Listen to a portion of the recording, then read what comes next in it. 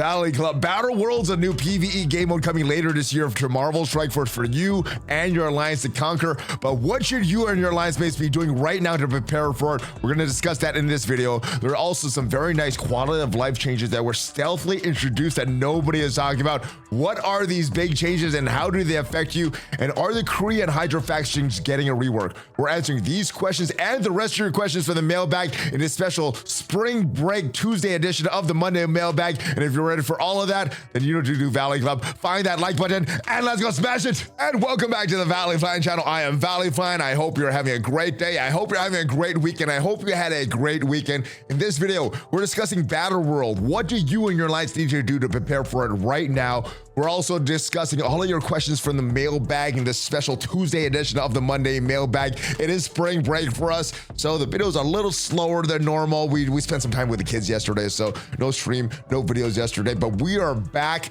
And if this is your first time here or you haven't done so already, hit that subscribe button for more great Marvel Strike Force content. At least 5 Marvel Strike Force videos per week on the channel. Even during spring break, we have question and answer videos, news videos, everything up your experience in Marvel Strike Force. But without further ado, let's go right into the game, talk about this nice quality of life change that nobody's really talking about, and it has to do with the gear. So if we look at the gear, we'll see that some pieces of gear have these boxes around them. So with these 4 squares, well, this is what it is for your uniques, and it is labeled right here, a unique right here. So this is a unique for Wong, Darkhawk, and a bunch of other characters here. This awesome, you have a lot of characters take this, but it not just for the Crimson gear, it also affects their augmented, our teal gear here.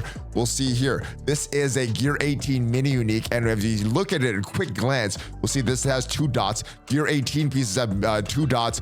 1 dot is for Gear 17 pieces. So example of that is right here, Gear 17, 1 dot on the bottom. And then if we're looking for a Gear 16 piece, well, that is the one that has these box shapes and has nothing on the bottom, and it is clearly labeled here, Mystic Mini Unique. The great thing, this is labeled as a Bio Mini Unique, a Gear 17. And if we go up here, we'll see this is a Gear 18 Mutant Mini Unique. So this makes it very, very easy for you to just see what you are looking at in the store.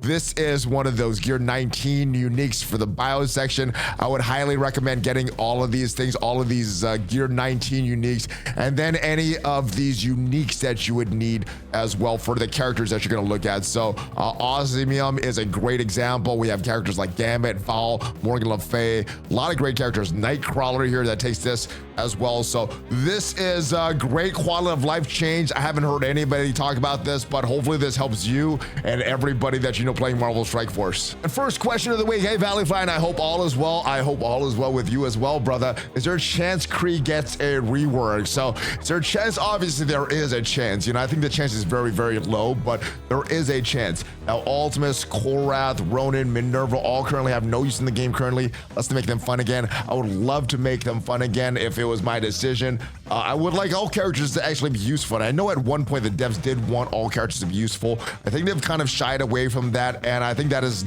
evident by them devaluing all the minions. So unless there's another Kree character coming to the game that would give them justification to rework these characters and actually sell some characters, because of course the rework characters, it does take dev hours to do that, and they need to recoup that cost by selling something or making money on the back end somehow for that. So if there's a chance that they can make money with a Kree rework by introducing more characters that could sell and also getting players to use your resources on the older Kree characters, I think they would look for opportunity to do that. I just don't see that in some of the things that they have planned on the horizon. But yeah, is there a chance? Yes, there's always a chance. If there's money involved, there's going to be a chance. All right, Valley, hope you are doing well. Your suggestion of me waiting for Black Knight to use in Dark Dimension 6 is great. Yeah, Black Knight is one of the top characters in the game, even at the low star levels that you're talking about here. I cleared my global node, doing about 1 node per day. That's actually really, really good.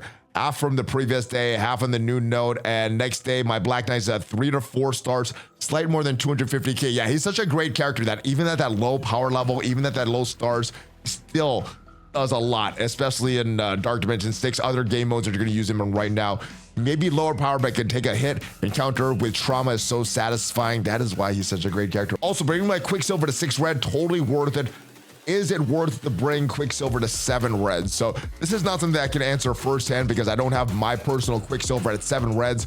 but I would say yes. Now, I do think there's more higher priority characters like Apocalypse, like Skrull, like Black Knight. Once you have those done, then you look at the rest of your characters, see where you're using them.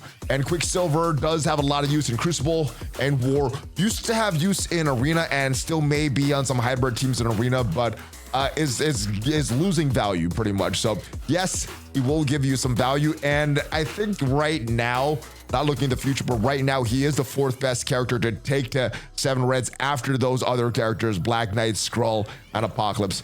But you got to look at where you're using this character, right? For me right now, it's Crucible defense, and I'm using him on War offense, but in a team that counters the heroes for hire. So not really a big use for Quicksilver right now. He does make it a little more annoying for my opponents on defense, and if you're not through a Dark Dimension 6, he's great in Dark Dimension 6.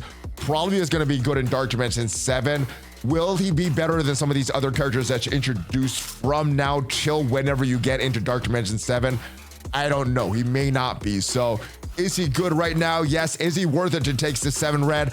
I don't know if I would put that 7th red on him, even though, like I said, I do feel he's the 4th best dark promo character. You might, if you have extra dark promos, you've done Black Knight, Apocalypse, Super Skrull, you might want to just hold off on your dark promos and just save and see what other characters are on the horizon. Also, the new mutant rework, as much as I want to rework on Phoenix, it feels like a trap team to me.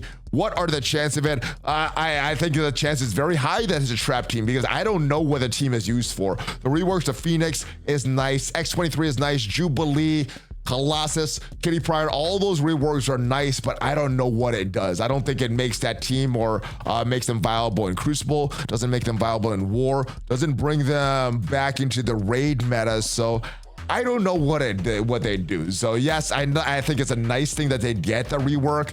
I don't know what purpose it's for in the game though. So yes, it's high chance of it being a trap team, my brother. All right, I have another Dark Dimension 6 question. Is Ebony Maw worth it on the legendary nodes or not in Dark Dimension 6? I don't think he's going to be that great in the legendary nodes, and I don't think he's going to be that great outside of the legendary nodes in Dark Dimension 6. I think this is a character that you could definitely skip. Black Order did get a rework last year for War, but their rework is kind of out of the meta. The rules that help their rework be viable in War, those rules are over a few seasons ago. So I don't think it's really worth investing in Black Order for Dark Dimension 6 or outside Dark Dimension 6 right now. So if there's any other legendary character that you're using more than Ebony Maw, invest in that character over Ebony Maw. So my question is about Starbrand. Is very hulky, and I'm wondering if you'll think he'll be better at smashing than Red or Green Hulk. You kind of can make that argument right now, just because maybe not Starbrand himself, but because the team he's on is a lot better. I think you could kind of make that argument.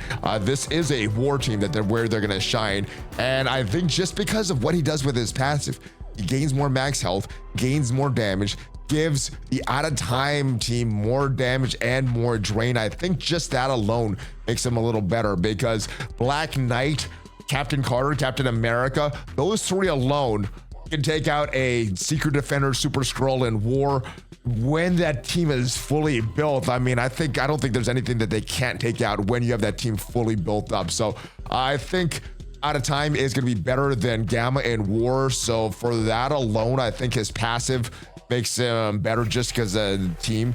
Green Hulk, Red Hulk, alone as standalone characters, yes, they are better, but I think this team is a little better than the Gamma in defense, on offense or defense in War. And as far as Crucible, well, Gamma, they don't really do too much on defense in Crucible. They're very easily countered by Pegasus.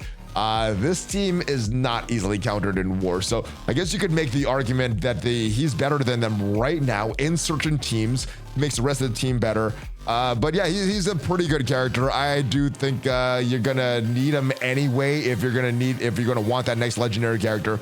If you want to build teams for War, you're gonna need this character anyway. So build them up. I think you'll be happy if you want the next legendary or you're a War person. If you're not into War, don't care about the next legendary, then you could hold off on Starbrand. Moving on to the next question. Hey, Valley, longtime listener, 6 years ago. There's a lot going on at MSF right now. 6-year anniversary, Cabal team incoming. Merch for money on the horizon. I want to know, is there any news on the Battle World game mode? I'm a veteran player in Cosmic Crucible and War.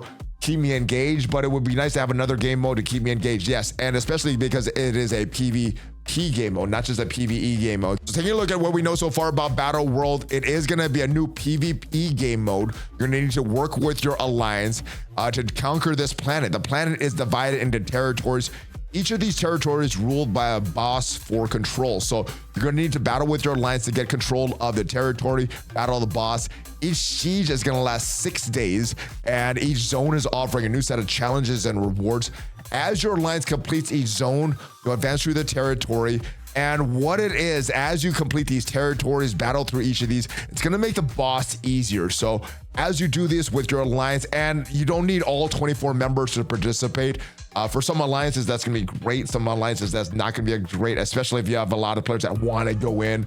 And what the devs did say about this game mode, the rewards would be flattened out. So like they had with the raids when it was initially introduced with that crimson gear, you know, top players would get some better rewards than the bottom players. Well, they flattened out less than a day later. The rewards should be flattened out for Battle World. We also see moments orbs mentioned here for Battle World, and the devs did say that moments is a new progression system coming to Marvel Strike Force, helping with some catch-up mechanics as well.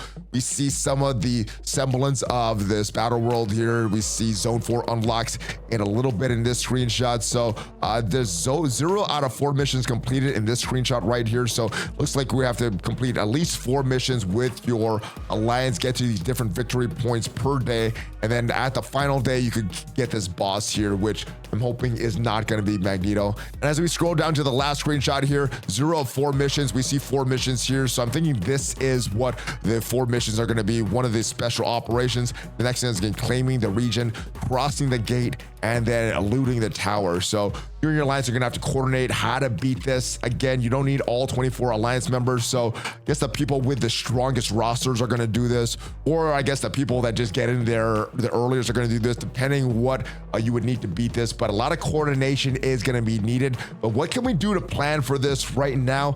At this point, not much else other than building the teams that you're already building for the raids, for a Crucible, building very strong characters. The characters that are going to be strong in other game modes, probably going to be very strong here as well. And then once this comes out and we get a little more detail, then I think that's when you start to plan a little bit more with your alliance. But as of right now, I think you just currently stick with your plan, building for Dark Dimension 7 and building for the top end raids. Hey, ValleyFlyin, I got a Hydra question. Will they announce any more people in Hydra other than the minions?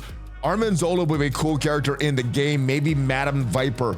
Yeah, so both of those characters were in Marvel Snap when I was playing it. Arnim Zola like turned the tide of a battle, was a very, very good card in that game. I'm hoping he comes to Marvel Strike Force. Same thing with Madam Viper. She was a tough card in that game as well, but kind of like the Kree reworks.